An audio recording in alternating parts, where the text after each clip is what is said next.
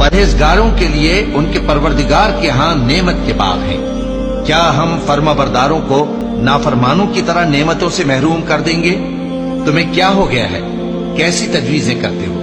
क्या तुम्हारे पास कोई किताब है जिसमें ये बात पढ़ते हो कि जो चीज तुम पसंद करोगे वो तुमको जरूर मिलेगी? या तुमने हमसे कस्में ले रखी हैं जो क़यामत के दिन तक चली जाएंगी कि जो कुछ तुम तय कर लोगे वो तुम्हारा होगा? इनसे पूछो कि इनमें से कौन इसका जिम्मा लेता है।